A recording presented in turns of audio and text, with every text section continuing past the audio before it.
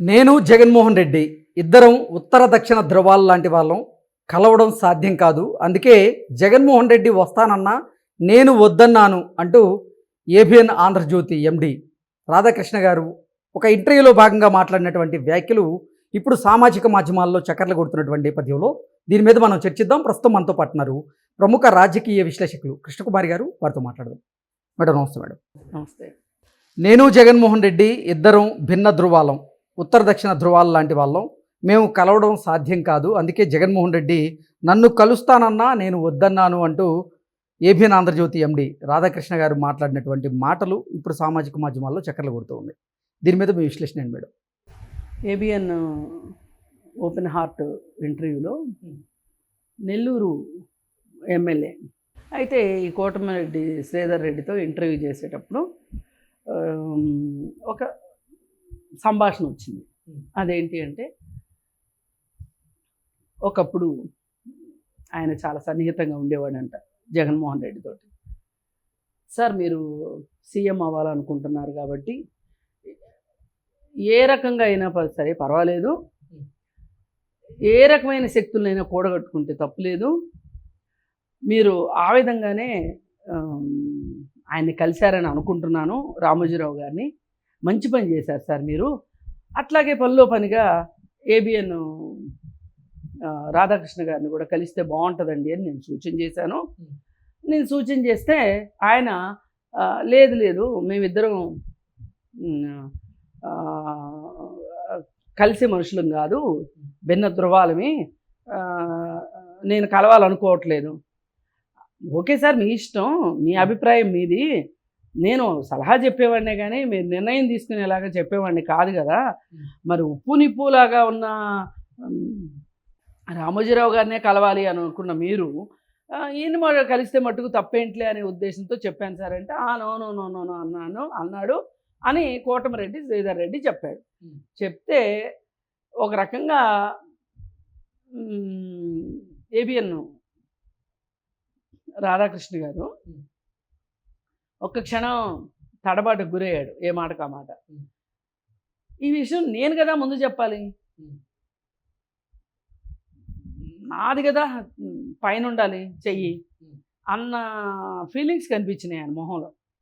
కనిపించి వెంటనే ఆయన ఏం చెప్పాడంటే, no no no no no అనేసాడు ఇమ్మీడియట్గా, కంప్లీట్ అవ్వకముందే.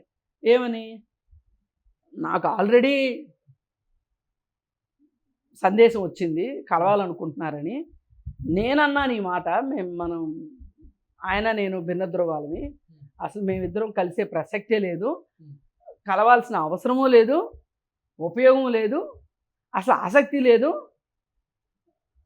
అని చెప్పాను అని ఈయన. మీ సంగతి అవును సార్, నాకేం తెలుసు, నాకు తెలిసిన సమాచారం నేను చెప్పాను అని చెప్పి కోటమిరెడ్డి శ్రీధర్ రెడ్డి అన్నప్పుడు ఆర్కే గారు కొనసాగిస్తా ఏం చెప్పారంటే, చూడండి, మంచో చెడు అది ఎందుకు జరిగిందో నాకు తెలీదు. చాలామంది ఇప్పుడు మాట్లాడే మాటలు జగన్మోహన్ రెడ్డి గురించి నేను ఎప్పుడో చెప్పాను. నేను బాగా స్టడీ చేశాను అతన్ని. అతనేంటి అనేది నాకు బాగా తెలుసు. అట్లాంటి వాళ్ళతో కలవాల్సిన అవసరం కానీ అగత్యం కానీ నాకు లేదు అన్న రీతిలో ఆయన చెప్పుకుని వచ్చాడు. జనరల్గా పత్రికలతోటి రాజకీయ పార్టీలకి ఏముంటుందండి, ఒకటే ఉంటుంది, వాళ్ళు అడ్వర్టైజ్మెంట్లు ఇస్తారు, వీళ్ళు అడ్వర్టైజ్మెంట్లు వేసుకుంటారు. లేదు, పాజిటివ్ న్యూస్ రాస్తారు, వాళ్ళు వాళ్ళకి తగ్గ సహాయాలయ్యో వీళ్ళకి చేస్తారు. ఏ మేళ్ళు జరక్కోకుండా ఏ పత్రికాధిపతి అయినా ఎక్కడికో వెళ్ళిపోవటం అనేది సాధ్యం కాదు. ఈ రోజుకి కమ్యూనిస్టు పత్రికలు ఎక్కడేసిన గొంగలు అక్కడే ఉండి వాళ్ళు న్యూస్ ఛానల్స్ పెట్టుకొని అవి అమ్ముకుని,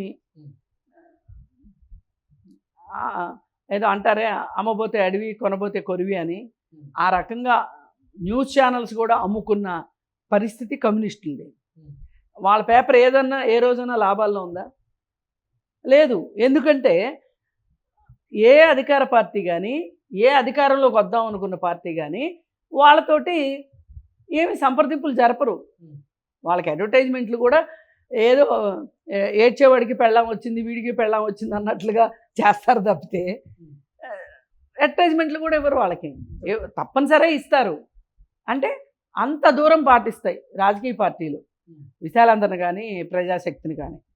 ఏంటి రీజన్ ఏంటి అంటే, ఇప్పుడు నవ తెలంగాణ ఇవి వచ్చినాయి కదా, తెలంగాణలో కూడా ఏవైనా సరే కమ్యూనిస్టు పత్రికలు వాళ్ళ ప్రయోజనాలను నెరవేర్చు అనే సంగతి తెలుసు రాజకీయ పార్టీలకి, అధికారంలో ఉన్న వాళ్ళకి.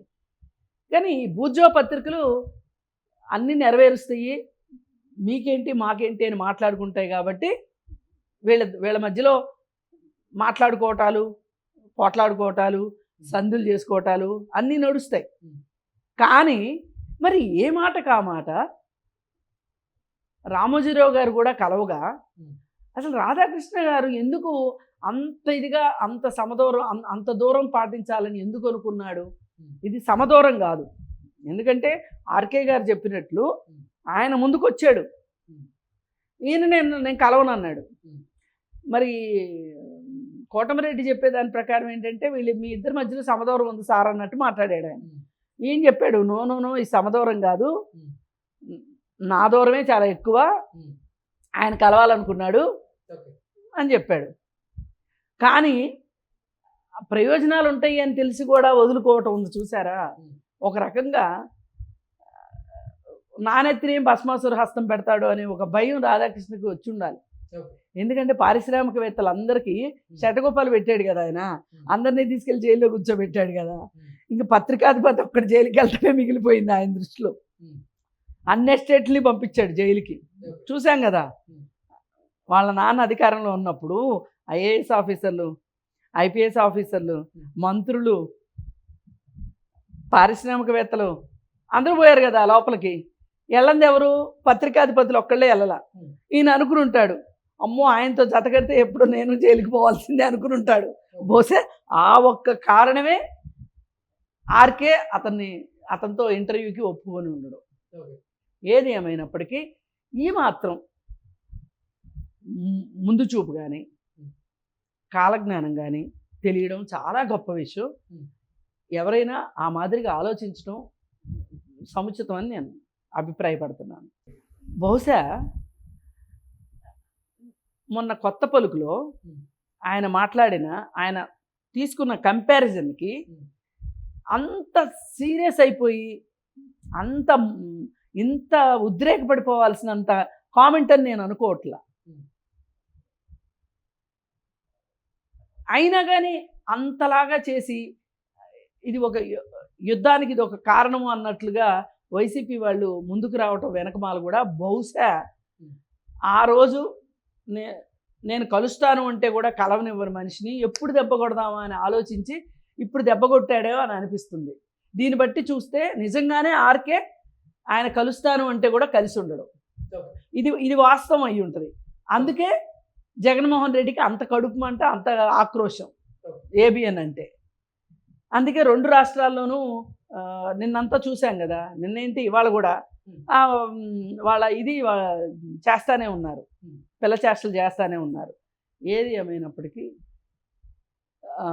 ఈయన ముందుగా నాకు బ్రహ్మంగారి కాలజ్ఞానం లాగా అంతలా తెలిసింది అని అన్నారు అంటే ఇది కొంచెం ఆశ్చర్యంగా ఉంది. కానీ ఏదైనా స్టడీ చేసి ఉంటాడు.